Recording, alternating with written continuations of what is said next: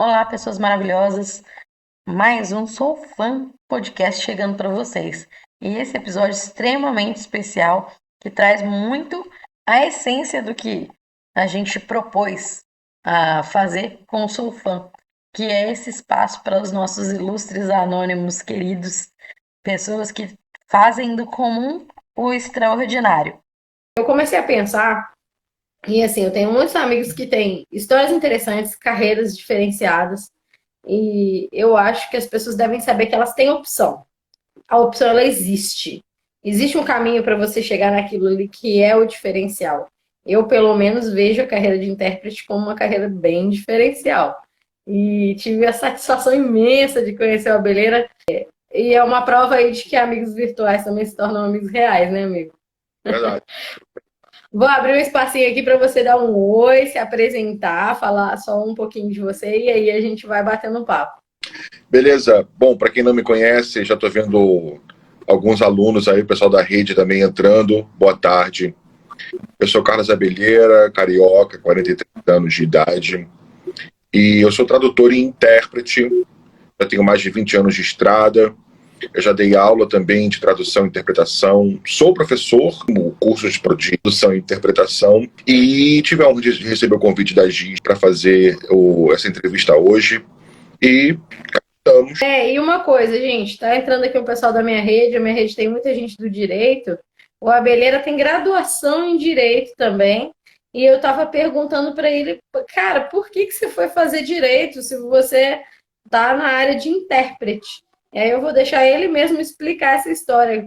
Como que você foi parar no direito? Pois é muito comum que o intérprete tenha uma formação muito plural, né? Ele tem uma formação fora, além da formação de letras ou linguística, que é a minha. É muito comum que isso aconteça.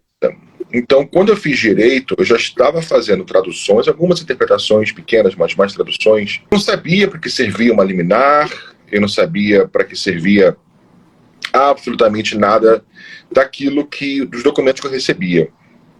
Então eu precisava compreender tanto como funcionava aqui no Brasil, como também como aquilo funcionava fora, porque muitas vezes você precisa readaptar quando você faz uma versão para inglês ou quando você traduz para português, as instituições nem sempre correspondem uma à outra.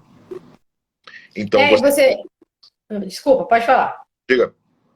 Não, pode... Não, eu ia perguntar porque quando eu te pedi para você mandar o release, você falou que você já trabalhou com tribunais no Rio e São Paulo.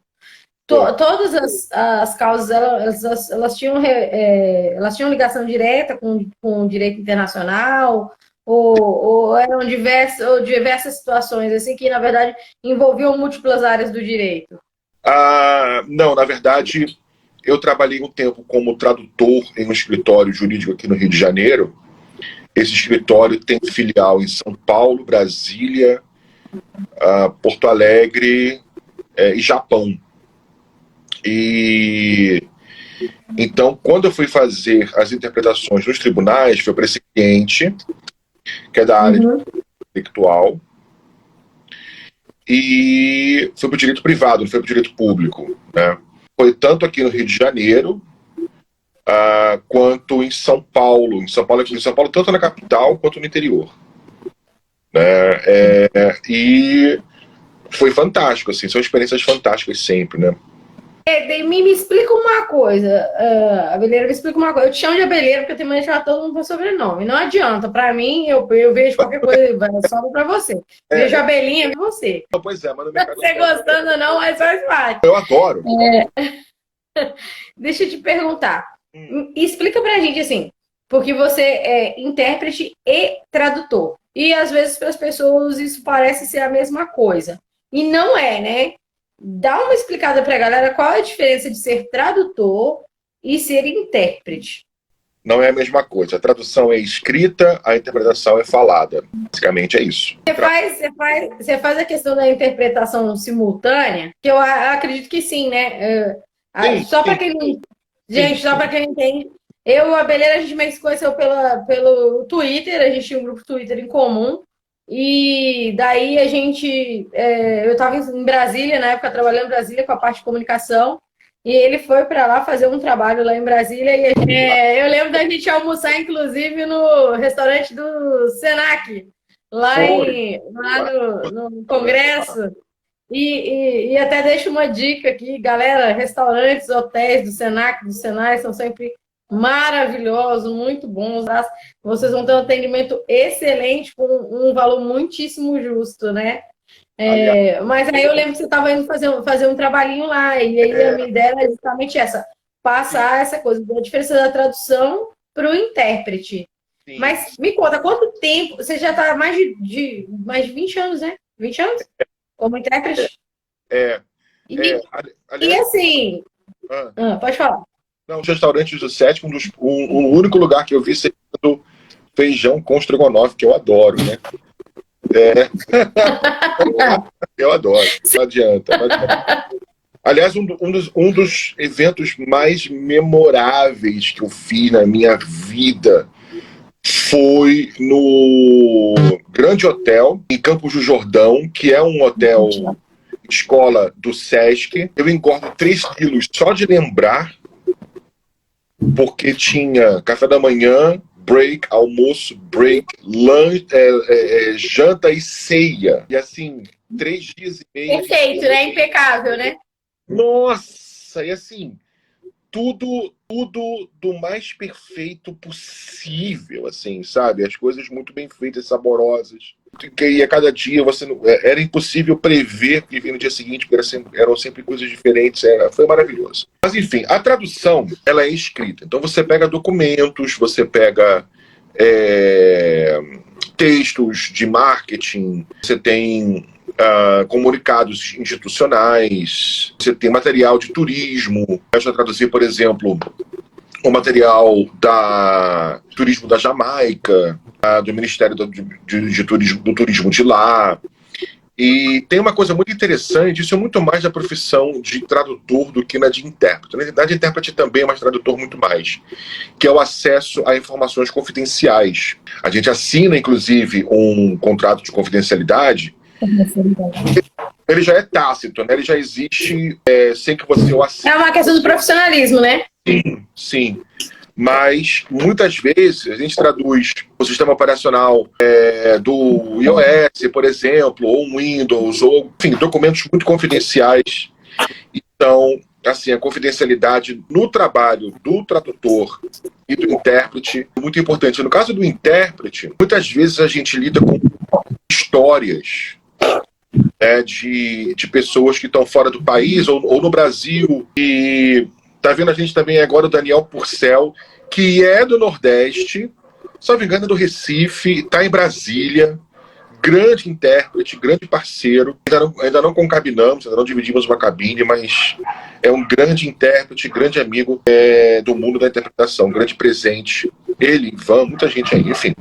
Então é isso, a gente lida com informação confidencial o tempo todo.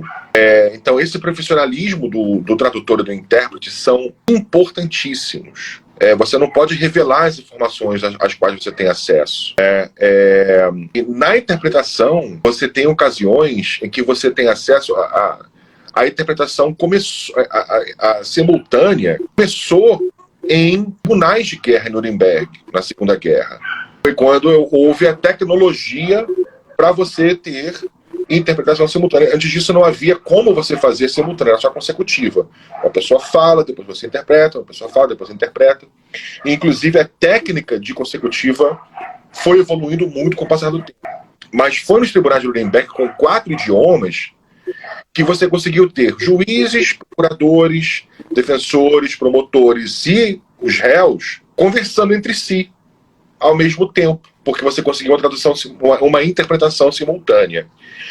Já esclarecendo também que o nome simultânea existe por falta de roupa nova, porque ela não é simultânea, senão estaria adivinhando o que você fala. Não é você não leu o pensamento para poder falar, ela é quase ao mesmo tempo, né?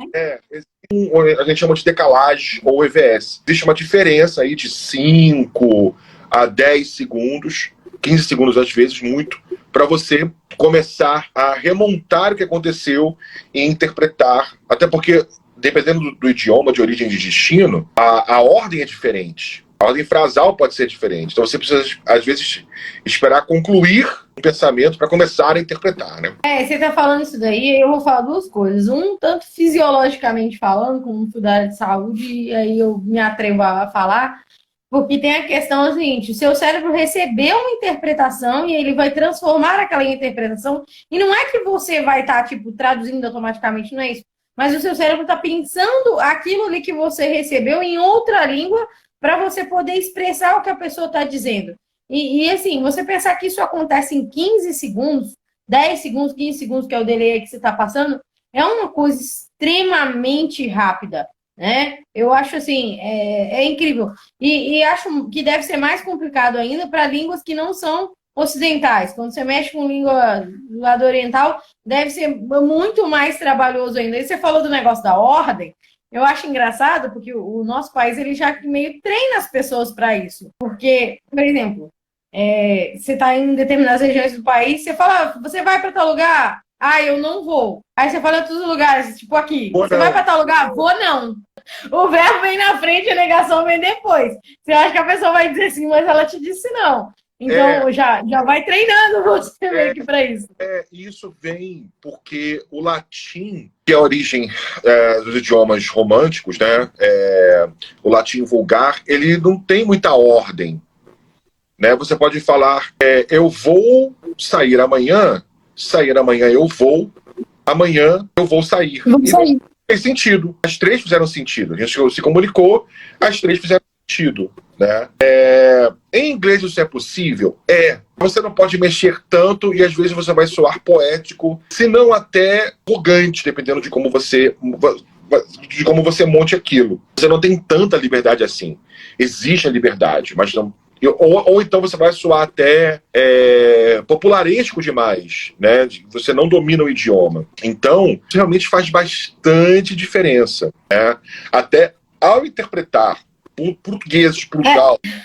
Porque senão, dependendo do jeito que você interpreta, em vez de você passar o que a pessoa falou, você pode dar um tom que não seja nada agradável para aquela situação. A gente interpreta também o tom do que está sendo falado. Então, se a pessoa falou com tristeza, a gente repassa essa tristeza ao interpretar. Se a pessoa falou com alegria, a gente repassa essa alegria, essa revolta. Enfim, quantas vezes eu estava em cabine interpretando e lá de dentro vermelho de raiva, queria que aquilo terminasse, ou então termina uma interpretação, você vira para o seu concabino, seu colega de cabine e fala, cara, segura aí 5 minutos que eu preciso esparecer, de tão forte que é a interpretação. Né? Então, a gente realmente a gente interpreta em primeira pessoa, né?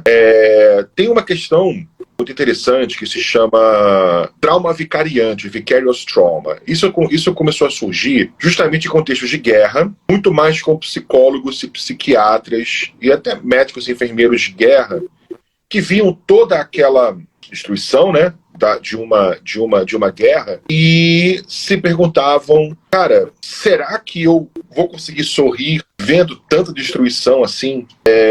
E as pessoas ficavam se perguntando isso e entravam numa loucura.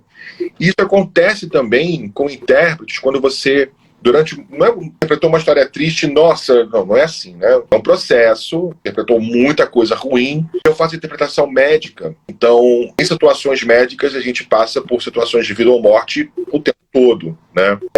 E eu fiz uma interpretação uma vez muito difícil,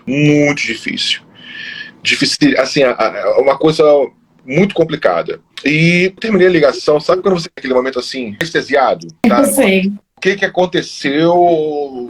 Onde é que eu tô? Que dia é hoje, sabe? Você tá assim. E aí vem uma metáfora, que é a metáfora do oxigênio em avião. Quando cai a máscara de oxigênio no avião, você tem que ajudar primeiro você, né? Você tem que colocar a sua máscara para você conseguir, senão você desmaia. Né? Então, você você precisa se ajudar primeiro para conseguir ajudar os outros. Então, a cura, entre aspas, do trauma vicariante é surfar, vai à praia, ouvir uma música, vai tocar. Eu toco violão, guitarra, vai tocar um instrumento, sabe? Vai fazer Você precisa desanuviar daquilo ali, né? Você está falando isso daí, isso é uma coisa que me preocupa muito. Quando eu relutei muito em vir para a área do direito. Eu sempre trabalhei com a área de comunicação, mas eu sempre tive essa questão da questão do direito. Eu fui para a área de saúde porque eu queria ajudar as pessoas. Eu já sentia muito quando eu estava na área de saúde. E quando eu entrei no direito, uma das minhas preocupações, eu não digo que não seja ainda, porque ainda é, tipo assim, eu sou, gente, olha, eu sou adepta da terapia, quem quiser me chamar de doida, de louco, pode, fica à vontade. Eu resolvo isso com o meu terapeuta depois, tá tranquilo. Mas, assim, eu vi essa necessidade de ter alguém com quem conversar, com quem eu confidenciasse e tivesse uma relação de confiança, de confiabilidade, hoje em dia está cada vez mais difícil, mas eu ficava assim, meu Deus, como eu vou conseguir estudar para essa área? Porque assim, eu não queria endurecer a ponto de não sentir, mas eu também não posso amaciar ao ponto de aquilo tudo me afetar de uma forma que eu não consiga trabalhar. Você está falando essa coisa aí da questão da interpretação, né? De você ter contato com informações aí muito sensíveis e tal. Porque quando a gente conta, quando a gente fala e quando a gente vê, a gente revive. E eu penso assim, quando você está traduzindo, porque você está recebendo aquilo e você está repetindo aquilo. Então, o teu cérebro já foi, de certa forma, agredido por aquela informação. Você está reagredindo ele com aquilo de novo porque você precisa transmitir para poder ajudar. Eu vejo isso, na verdade, que a gente vai colocando os tijolinhos no lugar na casa da vida da gente e a gente vai vendo isso daí como um esforço médico. Você tem uma cirurgia, por exemplo, para separar gêmeos craniópagos. É uma cirurgia que vai demorar 25 horas, sei lá, 30 horas. Já foi feita aí, a média é essa. São X horas que a pessoa está lá em pé, sentindo dor, cansada, com fome, com vontade de fazer todas as coisas. Mas ela tá lá. E a mesma coisa o intérprete. Mas assim, vamos lá, nós estamos no Brasil. No Brasil, todo mundo ou é médico, ou é engenheiro, ou é advogado. Ou é professor, tal, não sei o quê. E assim, você saiu do convencional, no geral as pessoas olham pra você tipo assim, tá, mas você faz o que da vida? E, tipo, eu falo isso porque eu sou escritor e sou copywriter. Quando eu falo que eu sou isso, as pessoas voltam a virar pra mim. Algumas perguntam, que tem a cara de perguntar, outras não. Outras só ficam me olhando com aquela cara de paisagem, mas no geral as pessoas têm a mania de, tipo assim, tá, e aí, o que você faz pra pagar boleto? Como intérprete, você sente isso também ou é mais de boa? Você também trabalha ou só é copywriter? Né? Pois é. Sempre, desde criança, sempre fui fascinado por idiomas estrangeiros. Sempre adorei, assim, essa coisa de falar um outro idioma. E, como um bom representante dos anos 80, tinha que alugar fita, rebobinar a fita para entregar de volta na locadora. Não era tão fácil assim. A gente ouviu o cassete, o que o pessoal não sabe o que é. Cassete, tinha que esperar tocar a música no rádio e rezar para o locutor não virar no meio. Rádio Cidade 95 pontos. Você tinha que rezar para isso não acontecer, para não estragar a sua música, né? Enfim, eram outros tempos, né? Era outro Brasil, outro mundo. Mas eu gostava muito disso. Antes de começar a fazer curso de inglês, era a única forma de você ter um contato com o idioma estrangeiro. Era tudo de subúrbio, né? Era a única maneira disso acontecer. E aí, quando eu comecei na verdade, eu comecei a dar aula de inglês numa greve. Eu estudei na Rural aqui do Rio de Janeiro, em Seropédica, e houve uma greve em 98, conta do governo, e tinha Copa ainda por cima. Comecei a dar aula, comecei a pegar gosto pela coisa. No treinamento, passei no treinamento do curso onde eu entrei, no meu primeiro emprego. Comecei a pegar aula com perfil mais adulto, fui dar aula em outro curso que tinha aula só para adulto. Começaram as traduções. Comecei a ser chamado para interpretar em reuniões, formalmente, peguei gosto pela coisa, né? Outra questão muito importante para quem está nos assistindo e quem vai nos assistir depois. Ainda que você seja uma pessoa natural, que você tenha feito curso durante muito tempo, fale inglês ou outro idioma com muita fluência, é muito importante você se capacitar, se treinar e conhecer as técnicas de interpretação. Simplesmente o idioma entra por um lado e sai pelo outro. Não é assim que funciona. Existem técnicas, existem estudos, muito avançados, inclusive. Você precisa estudar e aprender a traduzir na forma escrita, existem técnicas para isso, ou a interpretar, que é na forma falada, né? Quando eu comecei a pegar gosto pela coisa, comecei a conhecer a profissão mais a fundo, eu simplesmente me apaixonei pela profissão de intérprete. A profissão de tradutor tem uma vantagem: você consegue traduzir de qualquer lugar do mundo. Recebe o documento pelo computador, não importa onde você esteja, você senta e traduz. A interpretação te leva para os lugares do mundo, que você viaja muito como intérprete, que é outra coisa que eu adoro fazer. Eu vi, quando você mandou o release também, que você esteve na França, Dubai, né? Vai, me conta dos lugares que você foi. Qual foi o lugar assim, que você mais gostou e qual é o lugar que você mais estranhou? Você falou assim, meu Deus, o que eu tô fazendo aqui? Tipo, teve algum lugar que você se sentiu assim? Ou não, todo lugar, tipo assim, é uma descoberta nova e de boa. Eu tô perguntando isso porque, assim, eu sou uma pessoa muito, né? Eu acho que os meus amigos, eles se parecem bastante em alguma coisa comigo. A gente é meio que um reflexo do que a gente acaba atraindo. E assim, eu viajei muito, andei muito e gosto. E claro, que teve algum momento, lugares que eu falei assim, onde? O que danado, o que eu achei que era interessante aqui, por que eu vim parar aqui? Você teve essa sensação em algum momento? Ou teve algum lugar que você falou assim, nossa, tal lugar quando eu fui, eu voltaria 1000 vezes para aquele lugar para trabalhar lá? É interessante. A interpretação me levou a lugares que eu jamais iria como turista, né? Por exemplo, você pega uma... eu fiz uma missão uma vez com o pessoal da Arábia Saudita, que foi de exportação de frango. Então, vieram representantes do Ministério da Agricultura da Arábia Saudita para cá, né? Era uma missão entre ministérios. Fomos numa cidade chamada Palotina, no Paraná, tem 12 mil habitantes. Eu jamais iria para uma cidade, né? Assim, 12 mil habitantes que tem indústria e fazenda, né? Assim, como turista, eu não iria, mas foi incrível conhecer a cidade. É uma cidade assim, para você ver, as lojas não têm grade de segurança, porta de ferro, a vitrine fica exposta com a luz acesa. Eu encontrei um colega de escola nessa cidade, que era concursado do Ministério da Agricultura e foi para lá como agente agropecuário. Ele falou, cara, sabe como é que você compra roupa aqui? A gente vai para a loja, escolhe, leva para casa, não paga. Em casa a gente próprio devolve depois as que não ficou. Inimaginável. O Rio, em São Paulo e Brasília. Isso é Brasil, gente. Isso é Brasil. Possíveis Brasis, né? E nós chegamos na cidade dia 1º de novembro. Eu lembro que os árabes perguntaram o que tem na cidade para fazer amanhã. Eu falei, ir ao cemitério, porque dia 2 de novembro era feriado de finados, né? E a cidade de 12 mil habitantes não tem shopping. Mas eu olhando pela janela do quarto do hotel, só passava carreta, era Land Rover, Audi, e eu fiquei, gente, como é que pode? É porque é muita fazenda, campus universitário, enfim.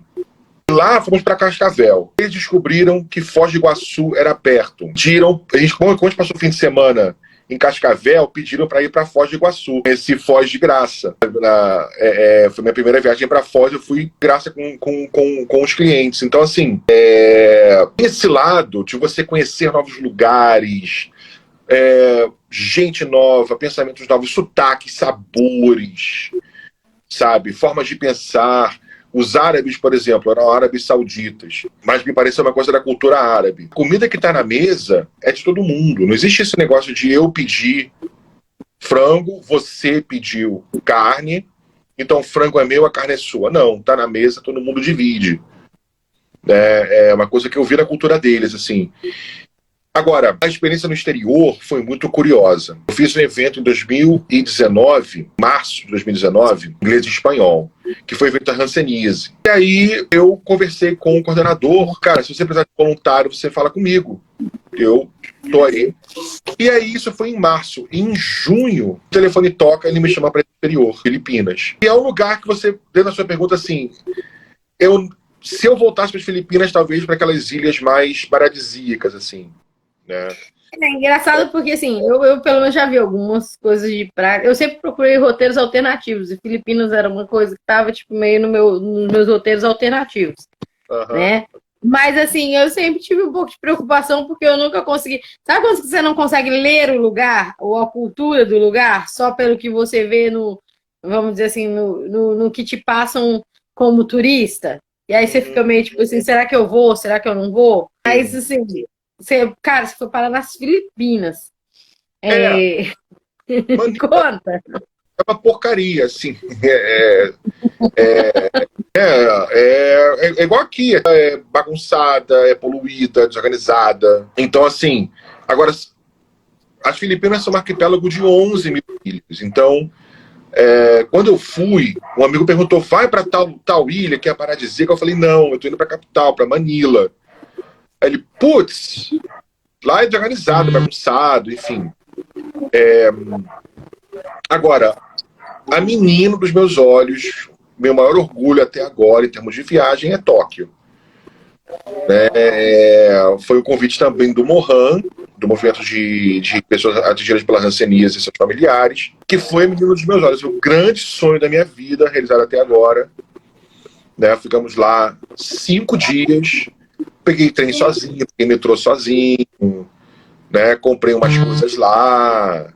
Enfim, foi maravilhoso, assim. É uma cultura bem avessa, vamos dizer assim, a nossa, né? Eu não sei se você teve essa sensação.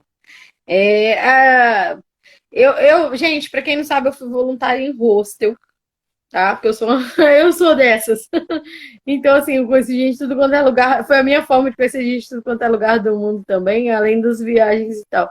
Mas é muito interessante quando você vê pessoas que têm hábitos completamente diferentes dos seus, faz você repensar a sua maneira de olhar a vida, de ver a vida, né? Eu não sei se você teve essa sensação quando você esteve em Tóquio. E só uma coisa, quando você mandou o release também, você botou que você é intérprete pro bono para a causa da hanseníase e do mutismo seletivo. Que eu perguntei para você, o que é isso? Porque olha que eu sou, tipo assim, eu nunca tinha escutado falar sobre isso. Sobre Tóquio, assim, sobre o Japão, né? Em 2016, quando foi a Olimpíada aqui no Rio, eu trabalhava nesse escritório que eu comentei há pouco, no início. Eu saí do metrô e vi, plena Olimpíada do Rio de Janeiro, vi 2 japoneses, provavelmente um pai e uma filha, o japa no Largo da Carioca, quem é do Rio conhece, o Largo da Carioca sabe o que eu tô falando, o Largo da Carioca, com um iPad na mão, no meio do Largo da Carioca. Quase nenhum brasileiro faria, não pegaria nem o celular velhinho pra pegar e olhar. Tudo bem que, assim, outra coisa que eu falo, houve um Rio possível durante a Olimpíada, durante aqueles praticamente 30 dias. Era um Rio que você podia andar no centro de Apple Watch, de relógio, falar no celular, caçar Pokémon. Na época, caçar Pokémon era Eu lembro de estar andando na rua, nossa, um Pikachu aqui na esquina, olha aqui, não sei o que. Eu lembro disso muito claramente. Foi um Rio possível durante um tempo. Por que não é um Rio possível sempre, né? Mas, enfim, isso é outra discussão. E eu falei para ele, cara, esconde esse iPad. Perguntei, você fala inglês? Ele, entendo. Esconde esse iPad, você não está no Japão, né? Quando eu fui para lá, é uma sociedade que tem vários problemas. Existem problemas de homicídio de pai com filho, de filho com pai. Muito comum filho matar pai no Japão, né? É uma sociedade muito machista. Uma coisa é certa, não é seu, não pega. Trabalhado literalmente há milênios no Japão. Se uma coisa não pertence a você, você não toca nela, sabe? Então, assim, e como o Japão valoriza o silêncio, você não pode falar no celular, no trem, no metrô. Aqui você entra no metrô aqui no Rio de Janeiro, e aí, bora pra cerveja? Já tá chegando? Aí mensagem WhatsApp, não sei o que lá. Comer na rua, você comer na rua no metrô, você vai ter gente te olhando. De olhinho pra cima de você. Pois é, então são hábitos diferentes do nosso, né? Com outros problemas, enfim, com problemas muito particulares também lá do local, né? Agora, é uma cultura, um lugar assim, você vai com segurança, né? A gente andou na rua lá 11 da noite, com zero medo de ser assaltado, que simplesmente não existe esse tipo de problema lá, né? Existe uma situação de algumas pessoas te chamarem para um bar e consumirem muito, te fazerem pagar a conta. Desse tipo de problema lá no Japão também, com japoneses. Espertinho tem em todo lugar. Né? Tem Yakuza, mas Yakuza, a polícia sabe onde Yakuza tá, fica lá, não mexe, né? Enfim. Mas não é uma sociedade perfeita. Mas assim, a gente traz muita lembrança, né? A foto mais impactante da minha vida, que eu já vi na minha vida, foi lá, que foi nós visitamos lá o Museu da Hanseníase, que era um antigo leprosário, que virou um museu.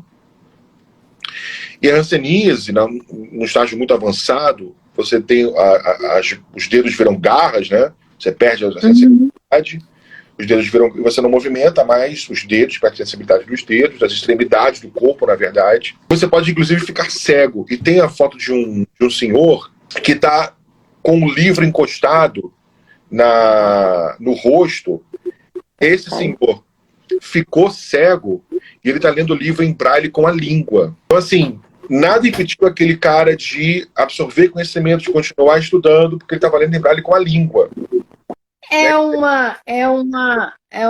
Uma paulada, assim, na gente, né? Às vezes a gente tem preguiça de Nossa. estudar. Você vê que a pessoa, numa situação extrema de, vamos dizer assim, miserabilidade humana, por causa de uma condição fisiológica, física, mas a mente ávida a ponto da pessoa ler braille com a língua para não deixar de absorver conhecimento. A foto mais impactante que eu vi na minha vida, assim, até agora.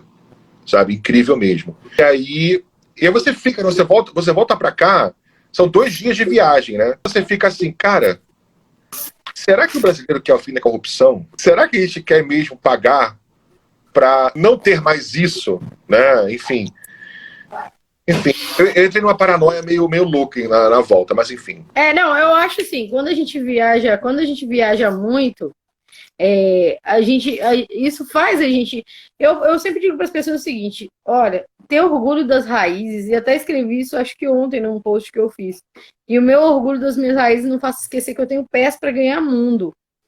Eu digo, a bênção, a sorte de ter tido uma família que me estimulou a andar, a viajar. E, tipo, desde criança, meu pai me enfiou sozinho no avião. Eu nasci na Amazônia, gente, no meio do nada. Eu tinha 6 para 7 anos quando meu pai me botou sozinho no avião e falou, vai. Mas isso por quê? Meu pai tinha perdido os pais cedo e ele tinha muito medo de que eu e meu irmão acontecesse alguma coisa com eles e a gente ficar sozinho no mundo e não soubesse se virar. Então, isso fez ele criar a gente para o mundo. A gente nunca foi criado para o ninho, a gente foi criado para o mundo, para viver, para seguir. E isso foi uma coisa que eu aderi na minha vida de uma forma assim, bem hardcore. Dentro da família, eu acho que eu sou a pessoa que mais aderiu a isso daí. Isso que você está comentando, esse relato que você está comentando, eu tenho algumas cenas que eu vi e vivi na minha vida, nas minhas andanças, inclusive no Brasil, que, assim, às vezes quando eu penso em reclamar da vida ou eu fico chateada com alguma coisa, aquilo me vem tão forte na cabeça, eu falo assim, nossa, mas eu vi tal pessoa em tal situação e tão feliz com tão pouco. Então, assim, o meu referencial de preço e valor é muito diferente do que se vende. Sim. Eu até brinco que falo assim, eu trabalho com marketing e tudo, mas eu não sou target para muita coisa. Tem muita coisa que chega para mim e tipo, cara, aquilo não é um comercial para mim, aquilo me ofende. Uhum. Porque eu não tô dizendo que seja intencional, pode ser culposamente. Mas assim, o seu algoritmo tá errado, eu não sou essa pessoa que vai se importar com aquele tipo de coisa, porque você passa a visualizar a coisa e você passa a pensar nas suas atitudes, em você mesmo, como que aquilo ali diferencia você. Mas eu queria que você falasse para mim, pode manter... Gente, hanseníase, para quem não lembra, a gente estava até conversando sobre isso antes, é a doença que foi chamada durante muito tempo de lepra. Isso. Foi assim, e houveram muitos comerciais do governo brasileiro em décadas passadas, principalmente na década de 90, se eu não me engano, né? que falavam e alertavam a respeito. Manchas na pele, que não sente dor, que não sente calor, não sente frio e tal. Verifique para ver se não é. Tem tratamento. Como Sim. tantas outras coisas que tem tratamento e as pessoas às vezes estão sofrendo com isso daí, porque tem vergonha ou acham que é daquele jeito mesmo. Olha, uma coisa que eu aprendi, né? Não tem essa história de, é uma dorzinha normal. Não existe dor normal.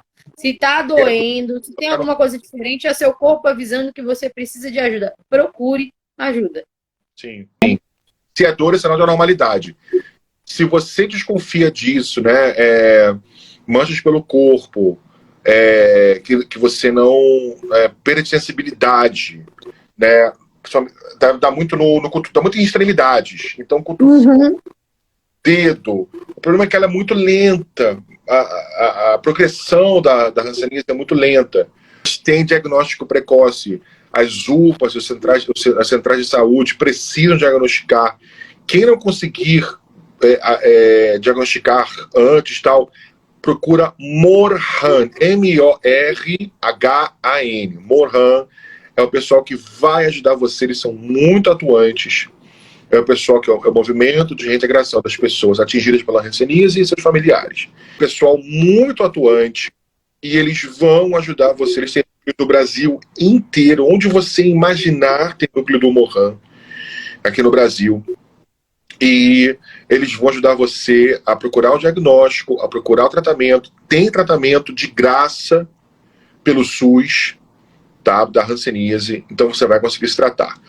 O mutismo seletivo, que é outra causa que eu abracei para trabalhar pro bono, o mutismo seletivo, a grosso modo, é quando uma criança fala muito em casa, é muito ativa com os pais, por exemplo, mas na escola não abre a boca.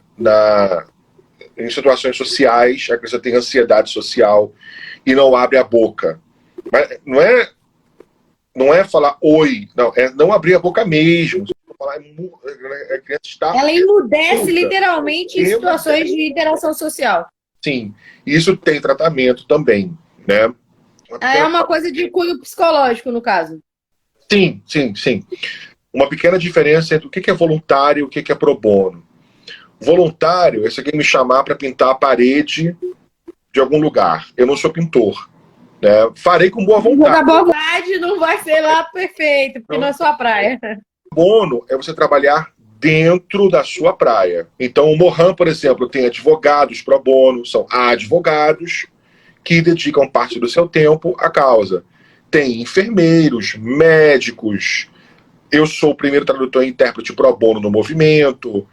Então, o pro bono é isso. O pro bono é você dedicar o seu expertise, a sua área de conhecimento a uma causa. Isso faz muita diferença.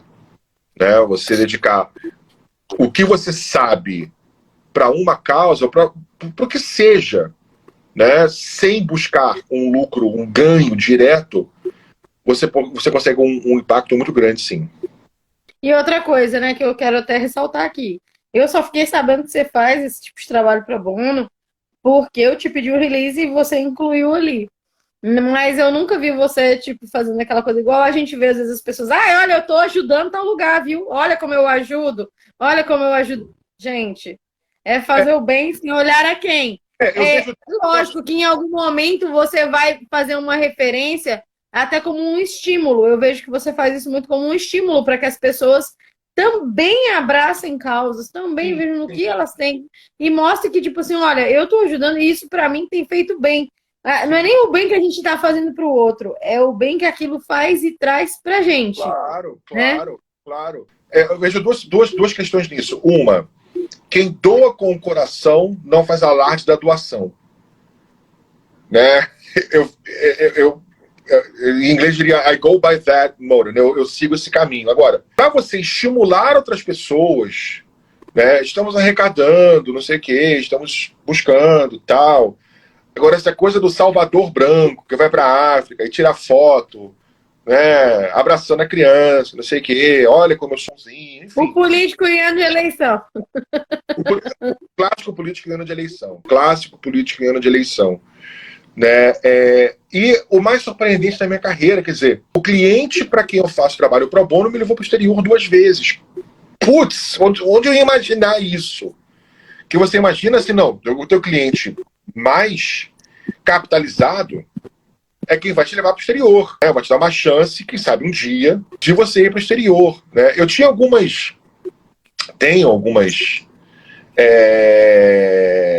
uma lista de sonhos, né? Então, fazer televisão, consegui fazer uma vez, televisão, quero fazer mais, fazer televisão ao vivo, viajar Brasil afora, conseguir passear com regiões do Brasil, ir para o exterior, conseguir ir para o exterior. Então, assim, tem uma lista de sonhos que, apesar dos meus 43 anos de idade, ainda existe, ainda estou buscando, e busco muito realizar, né? Então, eu digo assim, a interpretação é uma profissão que vai te levar para muito lugar. Se você gosta de viajar, é uma profissão interessante. Tem gente que não gosta de viajar. Tem gente que gosta da cerca branca da quadra de casa e não quer sair dali. Aquele microcosmo tá ótimo. E eu acho que a gente tem que respeitar.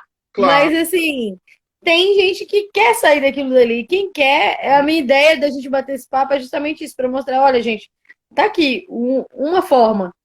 Tem aqui uma alternativa. E existem, você pode tanto ter clientes diretos, né, são clientes seus, empresas aí, enfim, de qualquer setor, podem ser seus clientes diretos, e você pode trabalhar só para a agência. Tem intérprete que não quer ficar buscando cliente, não quer ter esse trabalho.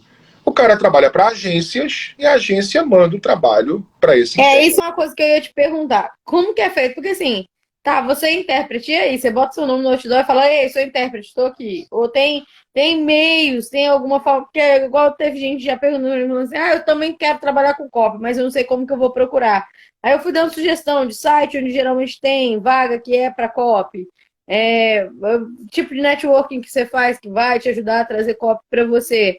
No meio do intérprete, como que isso funciona? Você está falando aí de agência, como é que funciona isso? Como que a pessoa chega nisso daí? As agências você pode buscar na internet, né? Agência de interpretação, agência de tradução, boom, e você encontra na internet. Você tem essas agências, você tem empresas buscando, precisando de intérpretes.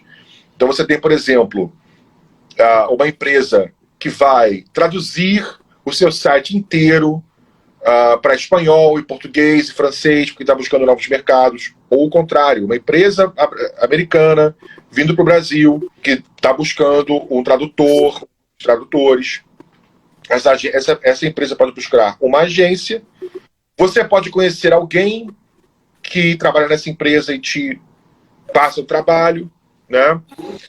Também existem casos de você fazer o trabalho de formiguinha, ir em sites, em locais e, olha, você vai buscar com o RH, tem algumas empresas o RH, e outra empresa do setor de compras, e esquentar a cadeira. Oi, tudo bem? Meu nome é Carlos Abelheira, sou intérprete, vocês precisam de interpretação simultânea?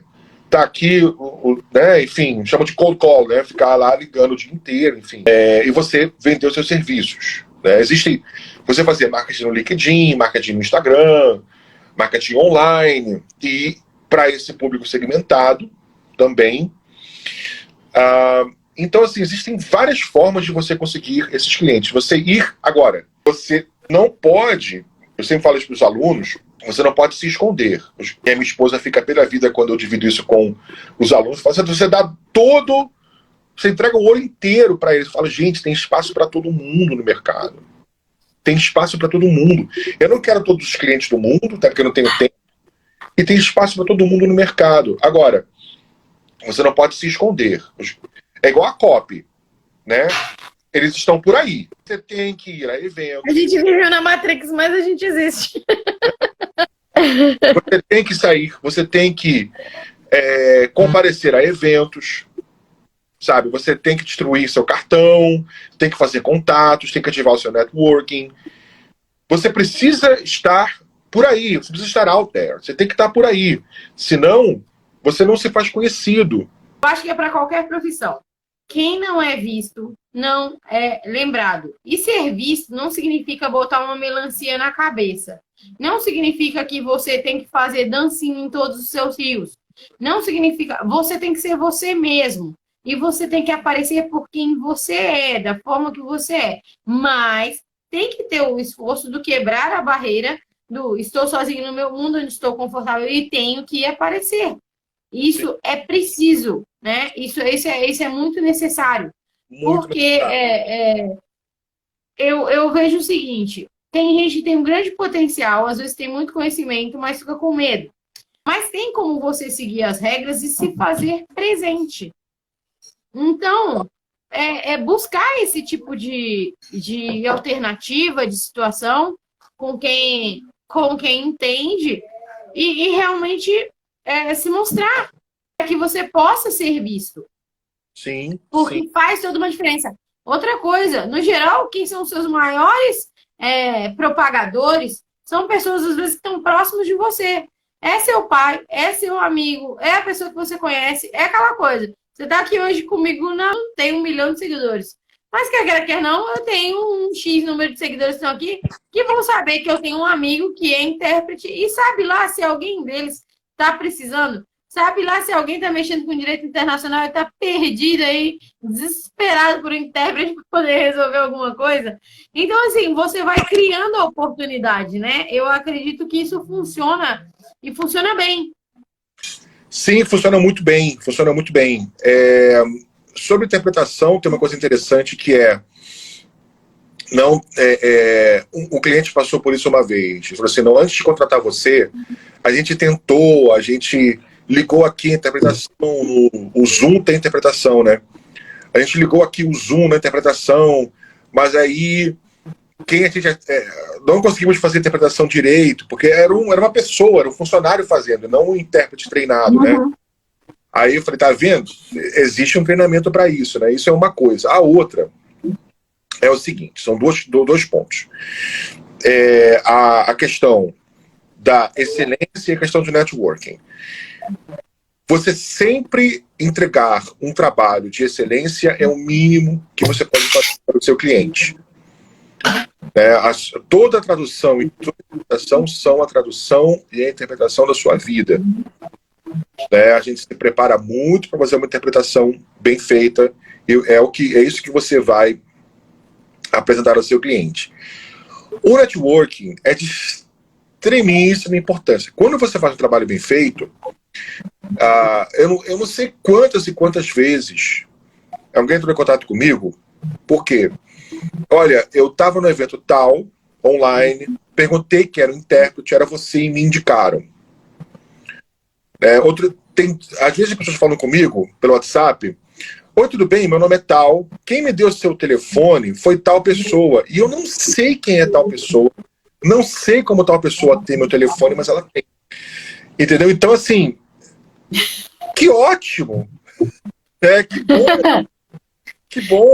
É a semente que você plantou, que gerou fruto, que deu outra semente que você não sabe como a semente foi para lá, mas está gerando outro fruto. Então, tal pessoa, você veio por indicação de quem? Porque eu geralmente agradeço a pessoa, ligo, ou mando WhatsApp, um e-mail agradecendo.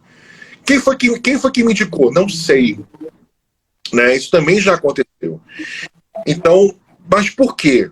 Porque eu sempre entrego um trabalho de excelência para os clientes. Entendeu? Sou um intérprete perfeito? Não. Sou um trabalho perfeito? Longe disso. Mas eu sempre entrego esse trabalho de excelência, ou busco entregar um trabalho de excelência para os clientes e para os ouvintes. Eu acho que é o mínimo que eu posso fazer. Então é isso. Assim, o cliente está por aí. Você tem que se exibir, se mostrar, você tem que mostrar as caras mesmo para o cliente, sabe? E você não sabe de onde ele vem. Ele pode vir de onde você menos espera. Como você falou, seu pai, alguém pode... Eu já interpretei com meu pai tem clientes internacionais, já interpretei com ele e para ele. Então, assim, você... E meu pai comercializa tratores, sabe? Teve clientes internacionais, eu ajudei. Então, assim, você não sabe de onde pode vir um cliente. Quando a gente se conheceu pessoalmente em Brasília, Brasília tem uma característica, Eu não sei se o Daniel voltou para cá depois Depois da nossa queda aqui. O Daniel tá aí. O Daniel tá aí. Pelo menos ele entrou, não sei se continua. Brasília tem uma questão muito complicada por ser a licitação, né? Por ser ente público. Então, assim, licitação vence quem cobra menos. Ela tá avisando que tá aqui, ó. Daniel Porcel, satisfação. Obrigada por estar assistindo a gente. Mas o que eu ia falar? Das licitações de Brasília. Das licitações de Brasília. Lá existe a grande questão de precarização do trabalho mesmo. Né? Porque como as diárias são cada vez menores, cada vez mais baixas, já está num patamar em que é praticamente impossível você aceitar uma diária de lá. Porque mal vale a pena você conseguir trabalhar para uma diária daquela. E eles precisam, né? Mas o que a gente quer dizer é o seguinte, é a desvalorização total do profissional. E um profissional que é extremamente útil em Brasília pelo tipo de trâmite que a gente sabe que tem ali dentro. Gente, vou dar uma palavra, Itamaraty. Pronto, fechei, acabou. Isso sem contar as imensas e inúmeras sessões que a gente tem em votação no Congresso Nacional que dependem de questões internacionais e precisam de tradutores, de intérpretes tal, que transmitam a mensagem real para não transformar isso em fake news 4 horas depois no Jornal das 8. Exatamente. Muita gente, não infelizmente... E muita gente, infelizmente, assim... É o que você falou, né? Interpretar é incluir, né? Quebrar a barreira da comunicação, que existe uma barreira, fala-se tanto, né? Barreira idiomática, né? O Gustavo falando, né? A palavra é essa mesmo. O Gustavo também é de Brasília. O Gustavo é um grande amigo, grande parceiro, grande concabino, com quem eu já dividi aí histórias e mais histórias de interpretação. Mas, aliás, saudades muito de concabinar com o Gustavo. Agora, é como numa interpretação médica. Você errou uma palavra, você comprometeu um diagnóstico. Né? Em um tribunal, numa sessão da plenária lá em Brasília, errou uma palavra, lascou tudo. Né? Então... E outra, porque tem a interpretação da interpretação, né? Por mais que você faça a interpretação completamente correta, você ainda tem interpretação de quem vai pegar e vai transformar aquilo ali em informação, em notícia. Existe uma diferença entre você transmitir uma informação crua, do jeito que ela é, bruta mesmo, infelizmente, mas assim, do jeito que ela tem que chegar ao outro lado, e eu opinar no meio sobre como eu estou interpretando aquilo, mas que não necessariamente a interpretação do outro, e tampouco a interpretação de quem falou. Claro. Eu acho que vocês estão numa saia justa danada com isso daí. Sim. É aquela história, né? Eu sou irresponsável pelo que eu falo, não pelo que você interpreta.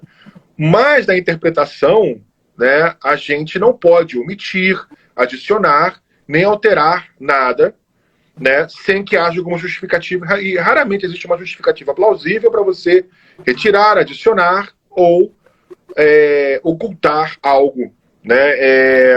Então, assim, é um papel muito importante.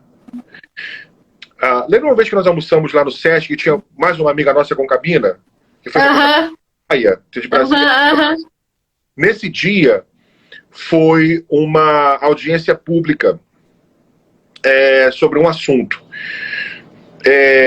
Foi privado, né? O cliente foi privado. Um assunto importantíssimo, claro. Não é à toa que estava numa audiência pública, né, no Congresso Nacional. E houve um desafio ali, porque inicialmente 10 pessoas falariam. Quando nós chegamos lá, sabíamos que eram 20 pessoas no mesmo tempo, ou seja, elas provavelmente falariam mais rápido, o que foi que aconteceu. Né? E para intérprete que fala rápido, nossa, é uma complicação só. Então, foi um desafio. Nós lidamos com o desafio de boa. E quantas e quantas cabines eu fiz com o Gustavo, da pessoa tá falando, parecia que estava cantando rap e nós interpretando de boa, né? Então, assim, você imagina se eu erro uma palavra, se vamos fazer uma votação agora de não sei o quê. Se eu erro um termo, nossa, eu acabo com a votação na hora ali. Então a responsabilidade é muito grande, né? Nós fomos para as notas taquigráficas do Congresso. Então, olha, né, não era uma tradução juramentada, não era uma tradução pública. E você imagina também o desafio de quem é tradutor e intérprete público, que tem fé pública, né? Assim, a pressão é muito grande. Aliás, as três profissões de maior expressão, as três profissões de maior pressão no mundo: cirurgião plástico, controlador de torre de comando e intérprete de conferências. E eu ia usar o termo isso mesmo, cirúrgico. Porque, entenda, você errou uma palavra, você cortou uma artéria sem querer e vai vazar de um jeito que não era para ser, não era para estar ali. Pois E as pessoas às vezes não se apercebem disso. Mas, bom, eu sou apaixonada pela língua, pela palavra, tudo. E eu dou muito valor. As pessoas falam que eu sou meio ferro e fogo com isso, e sou, às vezes mesmo.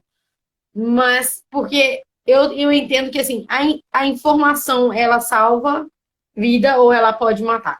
A palavra colocada de forma correta, ela faz uma diferença gigante. E uma coisa que eu gosto de falar e repetir trocentas mil vezes, essa semana eu passei por uma situação na qual eu argumentei com uma pessoa muito querida sobre isso, é o seguinte: não é o que você fala, é como você fala. Por quê? A palavra, a fala, a opinião, a informação, ela é um diamante. O diamante é a rocha de maior dureza do universo. Se eu pegar o diamante, botar ele num anel e entregar para alguém, a pessoa me amar, me beijar, quer casar comigo. Lindo. Agora, se eu pegar um diamante, estado bruto, e atirar ele contra a pessoa, ele pode ter o valor de milhões. Ele vai ferir, ele vai agredir. E a resposta vai ser a esperada para tal agressão. Então, as pessoas que mexem e trabalham com informação, comunicação, palavra, têm que ter essa noção e este cuidado. Sim. Que é tenso. Sim. A gente tem que ter esse cuidado de estar no mesmo registro do orador. Então, um orador, né? Eu já fiz eventos,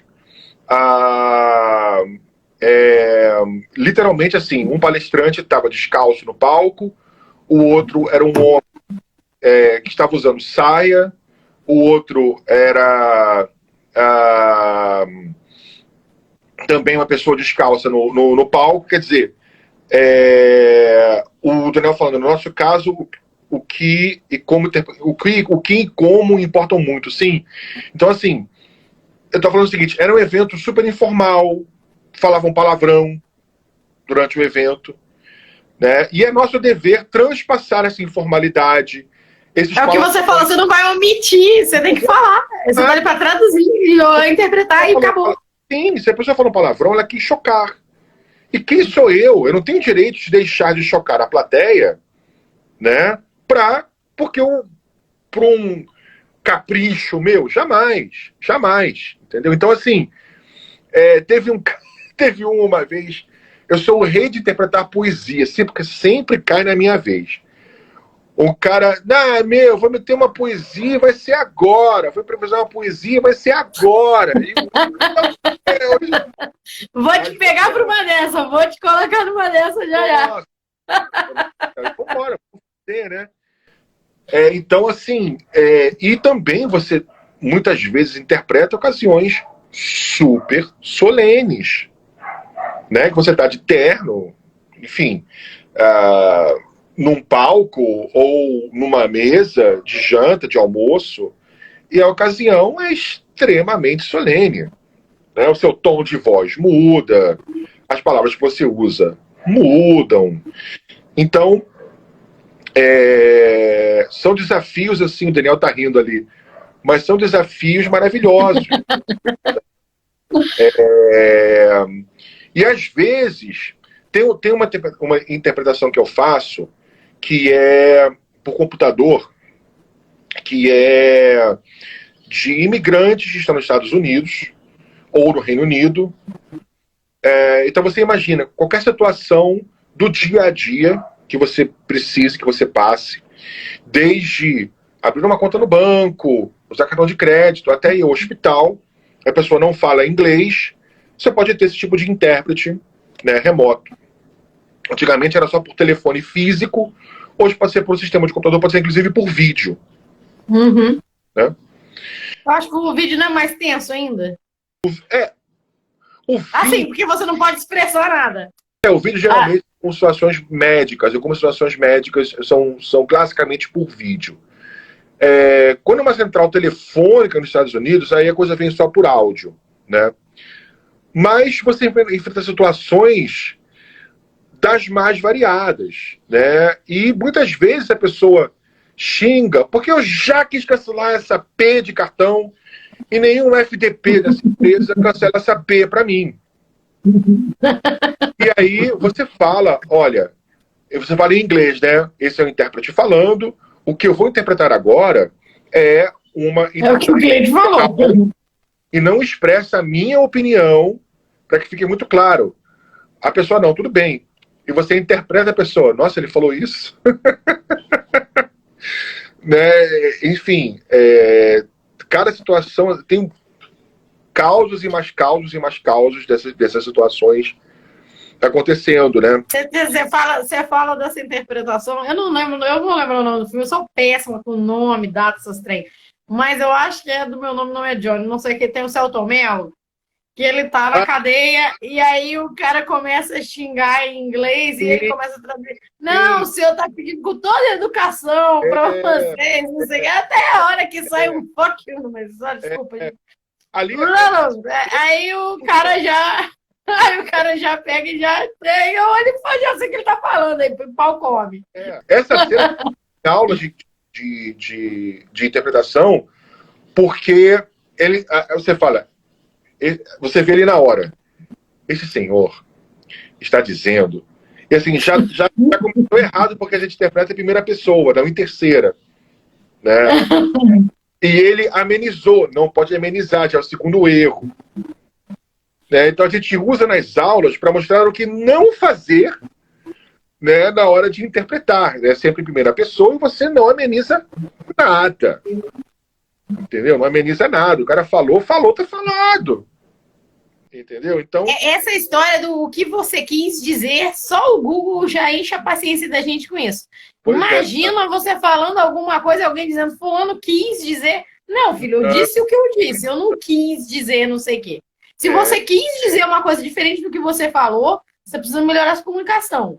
Mas se você quis dizer, é tenso. Pois é. E tem vezes que você realmente fica, como eu falei antes, com muita raiva dentro da sua roupa ao interpretar. Mas você é profissional, né? Independentemente da minha posição política, do meu pensamento político. Se um lado me chamar, eu vou botar meu terno e vou interpretar. Se outro lado me chamar, eu vou botar um terno e vou interpretar, porque eu sou profissional. Né? Tem pessoas que não fariam isso, eu respeito, mas eu colocaria o meu terno e iria interpretar super de boa. Sem o menor problema. Entendeu? Agora, essas situações são muito curiosas. Muito curiosas. Só uma coisa, que tem 2 comentários aqui, um que é acessível em Libras. Eu ia até te perguntar isso. Quando eu fui fazer a live, eu tava tentando achar para ver se eu conseguia colocar a legenda. Eu descobri que depois do vídeo eu consigo colocar a legenda. Uhum. E tem o Gustavo aqui avisando que também é de BSB. Saudades, pastel da Viçosa. Saudades BSB e minha saudade Pontão. Deus é mais. Adorava aquele negócio ali. Adorava Brasília demais. Mas, infelizmente, os habitantes de Brasília nem tanto. Gustavo de mim. Eu parei, não posso falar. Esse ano, olha, eu tô no autocontrole. A terapia me ajudou bastante no autocontrole. Você lembra da gente rindo lá dentro? Que a gente ri, gente. A gente não ri, não é de alegria, não. A gente ri é para não chorar. E desespero. Sim. Entendeu? Sim, sim, não, É basicamente isso daí. bem Mas complicado. assim, mas mesmo assim, eu gostava muito. Você falou, eu achei uma coisa muito interessante que você falou aí sobre se um lado me chamar, eu vou, e se o outro lado me chamar, eu vou. Eu que trabalho com marketing, o pessoal fala assim, ah, então o dinheiro vale tudo. Não é isso, gente. Não, Mas eu acredito no seguinte: meus boletos não têm partido. Primeiro. não, Segundo, ninguém vai fazer isso por mim. Terceiro, você tem que, na verdade, vir primeiro. Eu ser profissional. Se sim, eu sou um médico e a pessoa chegou no meu pronto-socorro e ela tem um corte gigante na perna e tem uma artéria ali sangrando, e eu sou, sei lá, do partido A ou B, eu não vou perguntar se ela é do partido A ou B. Eu fiz um juramento e eu tenho que salvar aquela vida. você não Isso deixa, faz parte do meu juramento, da minha o que conduta. acontece, você não deixa, E isso não cabe só para a medicina. sim, Isso cabe para todo o resto. Eu acho que o direito é muito da questão todo mundo tem direito a um julgamento justo, e sim, isso tem que existir. E isso também cabe na comunicação. Todo claro, mundo tem o direito à informação, tem direito a ter informação. claro, Então, é muito importante que as pessoas compreendam isso. Que sim. não é, não sou mercenário, nada. E outra coisa, quem quiser falar mal de mim, gente, pega a senha, entra na fila, ó, tá É, longe, viu?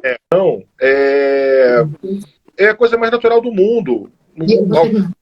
Alguém vai te ligar, um cliente vai te ligar, uma agência vai te ligar e falar, cara, tá livre tal dia? Tô. Qual é o job? Ah, interpretar. Beleza, eu vou. Entendeu? Eu vou, beleza. É o evento tal, com não sei o que, não sei o que. Beleza, eu vou. É a coisa mais comum do mundo pra gente. Né? Não é uma questão também, não é uma questão de o dinheiro vale tudo. Nossos boletos não escolhem isso. Né? Nunca Já escolhem. teve. Eu não sei, eu acredito que você também tenha passado situações semelhantes, mas assim, já teve situação no qual o valor era muito bacana, mas eu virei e falei, não, porque não vale. E às vezes é do mesmo lado, mesma linha de pensamento que a sua, mas não vale. O estresse não vale, a pessoa não. A pessoa contrata um especialista, mas ela quer fazer, ela não é especialista naquilo. É aquele tipo de pessoa que acha que ia tomar uma anestesia geral e ia tomar o lugar do médico para poder tentar mexer, porque acha que sabe o que está fazendo. Então, assim, se você contratou uma pessoa para fazer um trabalho, ela tem conhecimento naquilo ali. Respeite a profissão do outro, respeite o Claro, conhecimento do outro. Se você não precisasse, claro. você não teria chamado. E a gente ainda vê isso muito acontecer. E em comunicação isso acontece bastante.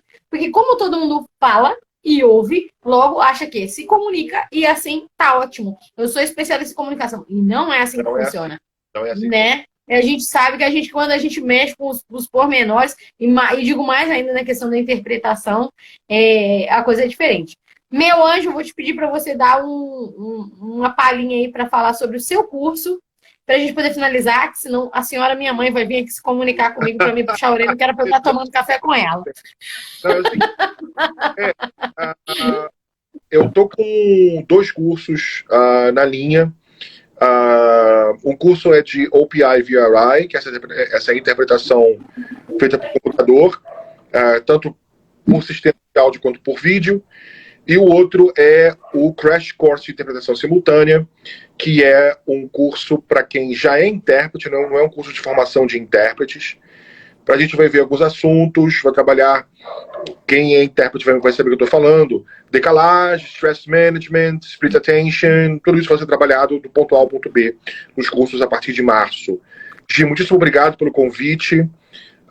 Foi um prazer falar com você de novo. É muito legal te rever.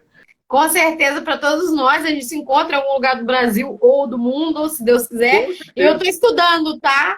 Porque quando eu li o negócio do seu curso, eu falei assim, eu até brinquei com meu marido, falei assim, eu ainda tenho que estudar um tiquinho mais para conseguir fazer esse curso dele, mas eu chego lá. Eu lembro uma curiosidade. Você uma vez falou comigo, não precisa não sei o que, eu tô em Dubai. Aí você falou comigo outra vez, eu tô voltando, tô em Paris, não sei o que. Nossa, olha, eu vou te dizer uma coisa, eu sinto saudade desses dias, sabe por quê? Eu falava, você estava nesse trâmite internacional, e eu, nessa época, você falava comigo, eu falava contigo de manhã, fazia assim, mas eu tô embarcando, tá? Aí eu tava, tipo, no Espírito Santo, foi a época que eu peguei campanha Espírito Santo, Brasília, São Paulo, e o povo da Ponte Aérea já me conhecia. Gente, ai, que saudade. Mundo, pelo amor de Deus, volta ao normal, Senhor. Tá Doida para voltar ao normal. Agradecer aí o Dan Porcel que estava acompanhando a gente. Teve uma pessoa que pediu para participar aqui e eu não liberei. Mas a gente conversa para quem sabe bater um papo sobre isso daí. E, gente, um abração. E pra galera de Brasília, beijo, adoro, saudade de Brasília, São Paulo, tudo, Brasil, tá? Cara, eu vou no Rio te ver por uma única razão. Maravilha. Eu casei com um carioca. Aí você sabe que eu não sou fã do Rio, mas como agora eu tenho essa cruz, que eu amo, Senhor, obrigado. Mas aí eu vou ter que passar por aí pelo Rio. Eu aproveito para poder ver você. Um abração para sua esposa. Valeu. Viu? Beijão. Tudo de bom. E obrigada. Quero dizer uma coisa. Muito honrada com a presença aqui do Abelheira. Toda minha. E ele, como as pessoas que eu tenho a honra de chamar de amigos, são a gratidão da minha vida e são o que me impulsionam e me inspiram. Se você tem amigos legais que você gosta e que tem coisas interessantes para falar, use sua rede, passe para frente. Isso é bacana. Eu falo, galera, bom sábado, bom feriado. Realmente. Valeu, obrigada, meu anjo. Valeu, tchau, tchau. Tchau, tchau.